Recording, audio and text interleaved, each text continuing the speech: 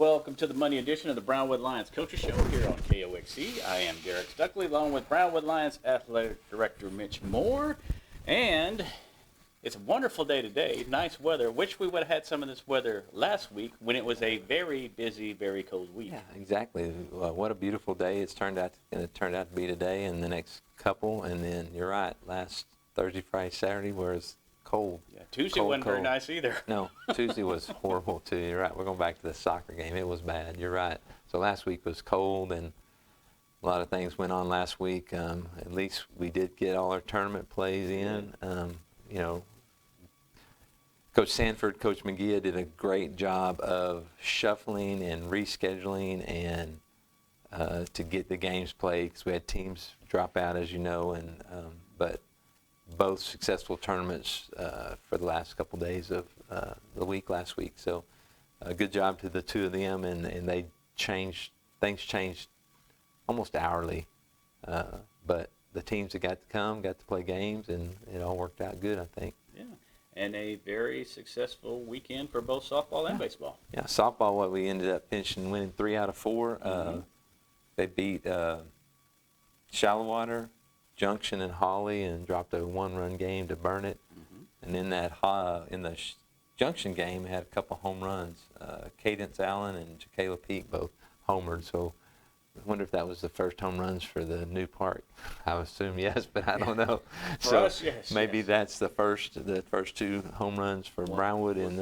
Cadence, the one she hit, she almost hit one of the cars out there. Yeah, that's the parking lot is back there. Yeah, so it is right. She launched her ball back there. So those 2 girls, I guess they can say they've hit the first home runs for Brownwood out of the new fencing there, new fence, new field. So good for them, but good for Lady Lions, and we'll talk about their week a little bit later on. But good tournament. It was cold, but it got them all in.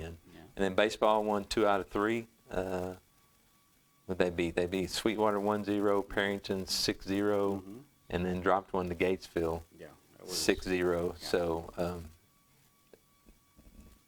good weekend for them, and they'll regroup and get ready for this week. But again, Coach Sanford and his crew did a great job putting that thing together. And it's funny, as Perrington came, and they're like, well, it's 2 degrees from where we are, so this is warm. Yeah. So they were happy to be here in what they considered warm weather. Yeah. So it's good. So.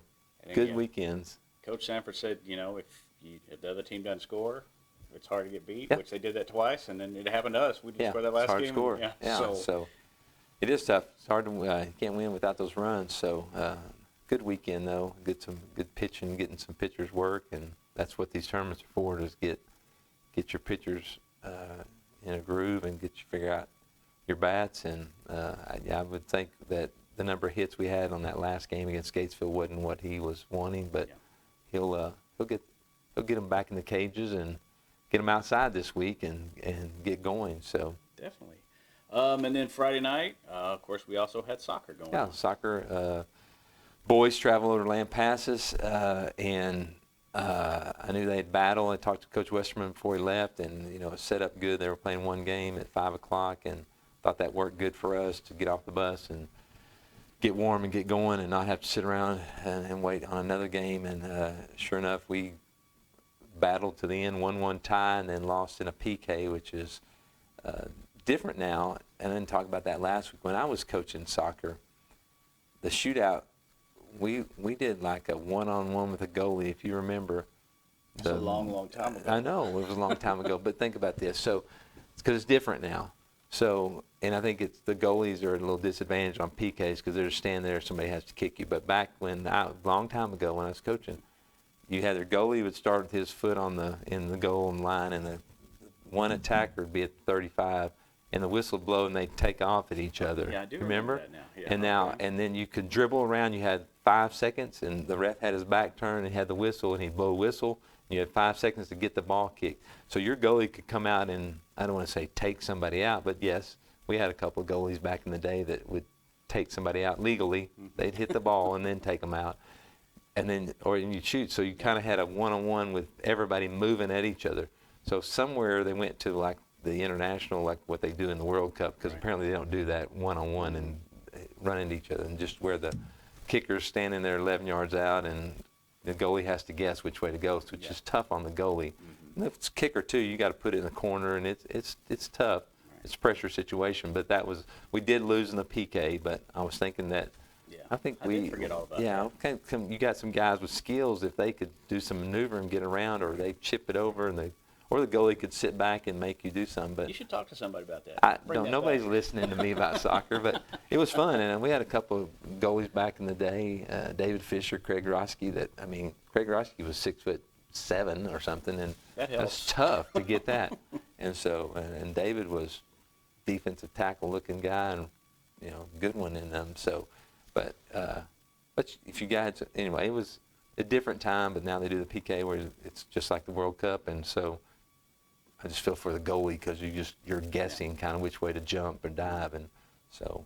But it's a tough deal. But but man, what a great game! I mean, the boys are just right there.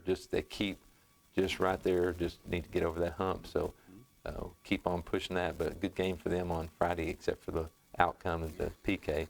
And the girls keep on rolling. Yeah, girls keep on rolling. They started the district off another big win over Lampasas, 5-0, 3-0, 5-0, and so good start to the second half of district. And so both boys and girls soccer are open this week, so this is the bye week, so they'll have Tuesday off when it's 80 degrees instead of 8 degrees and sleeting last Tuesday. So they'll be on a bye this week, but good for the girls to continue that role. So okay. And then also we had Lady Lions Track and Field had their first meet. Yeah, they did. They were over at San Angelo Lakeview. It's not the San Angelo Relays. We'll be at the San Angelo Relays in the next few weeks, but this was San Angelo Lakeview. Our varsity and JV girls both won the track meet, and so as a team, and so great performances. I actually wrote down a few. I think you did too, but I mean some of the first place finishes: 100 meters, Jade Morin. 200 meters, Kaya Phillips. The 400 meters, Bracy Lee got second. In the 1600, Sydney Wyndham got first. The 3200, Lindy Biasioli got second, and Haley Atkins got third. The 100-meter hurdles, Gentry Colson won first. Grace Sparks had third. 300 hurdles, Kate Tyndall won first. Our 4x1 relay won first. Our 4x2 relay won first. Our 4x4 relay won second. Hannah Dean won the high jump. Anila Hall got third in the triple jump. And then my favorite event is pole vault. And Grace Sparks, a freshman, she went 10 foot and won that. So I don't know. So I love to watch pole vault. It's been a couple of years. Good. It's been a couple of So Grace is up and coming, like a little freshman that does, not a little freshman, just a freshman, young freshman, and she does a good job. I watched her in junior high track meets last year, and I get a little fired up on pole vault and getting over that bar, but she's a good one, and we've got a couple of guys we'll talk about, once they get to compete. We got a couple of boy vaulters again, so I like track and all, but I love to watch pole vault. I remember you had somebody pole vaulting. Yeah, it was good. So I got into it, and I never learned. I never learned enough to coach it, but I got into it and watched it quite often. So did you pole vault in your day? No, it wasn't pole vault. I laid on the mat and did nothing. No, I didn't. But McLean did, and so I got to watch that for 4 years, or no, longer than that, 6th grade through 12. So that was kind of got me hooked on pole vaulting, and it's very the technical aspect of it. Of course, it was Don Hood too, so he was a big pole vaulting coach, and so that was fun. So Grace is going to do great. We got some guys that we'll talk about later in the track that are going to do great on pole vault, and then of course our whole track team. Not to take away from anything, it was a great first meet to go out and win it and get so many first places, and there were others, multiple places that did well. So kudos to Coach Lipsy and her crew for getting those girls ready and finding a meet. And some of those girls played soccer on Friday night, got up and went and competed on Saturday, and that's what you like to see, multiple athletes doing multiple sports. So it's good times. All so right. Good for them. Well, anything else that went on this weekend we need to talk about? Tennis. Tennis went down to Lampasas. They had a good little showing. We had Wesley Goodrich and Trine Ball finished in second in doubles in the boys' side. Ashlyn Bundick and Anna Daniels, they finished second on the girls' side. And then Blake Hutchins at a second in singles.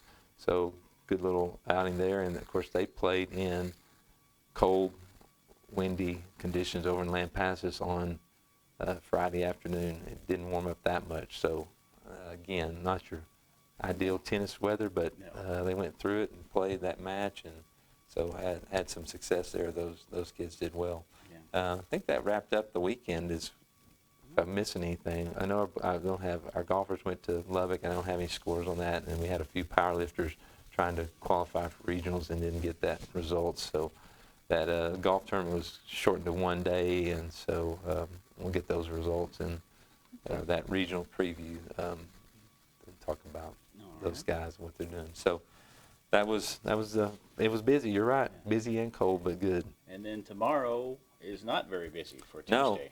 No, baseball's got a bye. I think he scheduled that intentionally after for a tournament. Softball will be at home against San Angelo Lakeview, 4:30 and 6:30 for JV and varsity. So they'll be out.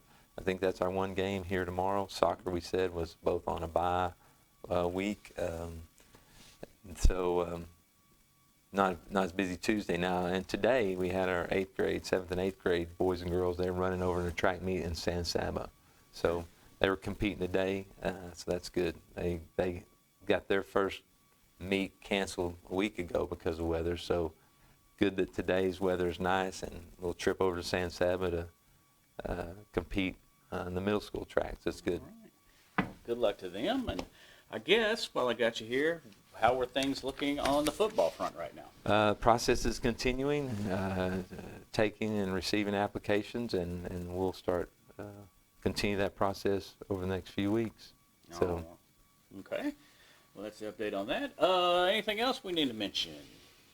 Nothing to think of. It was a busy week last week. We still got a busy week this week. Got some more tournaments to talk about at the end of the week on traveling. We are going to host a sub-varsity tournament in baseball. We'll talk about that on Wednesday if you want to. But Coach Sanford got it where we're hosting a varsity tournament, a JV tournament, and a freshman tournament over 3 weekends. So every group team gets to host their own little tournament, which is great. Yeah. I mean, I think it's good. So we'll talk a little more about that schedule for JV. Yeah, need to put it to use. So I think it's our JV's hosting this weekend to get to host a tournament, so it's good. And they need some games. They had several that were colded out, I guess, as well, canceled. So. All right. Well, let's go ahead and I'll let you thank our sponsors. Thank the sponsors. Yeah, we appreciate the sponsors of Auto Glass Magic, Bruner Auto Group, Syntex Body and Paint, Syntex Equipment Sales, Citizens National Bank, Dan Hill Containers, Dr. Von Young, Dr. Pepper Bottling Company, Edward Jones Investments, Hendrick Medical, Howie Enterprises, and Humphrey Pete's, Landmark Admin, MC Bank, Painter & Johnson Associates, Smith & Sharp Agencies, Sonic Drive-In, Stanley Chrysler, Texas Bank, Weldon Wilson Electric, Western Bank, and Willie's Teas. All right. We appreciate that. And definitely. And that will be a wrap for today's Coaches Show. We will be back here Wednesday on KOXE, KOXE.com, and the KOXE app.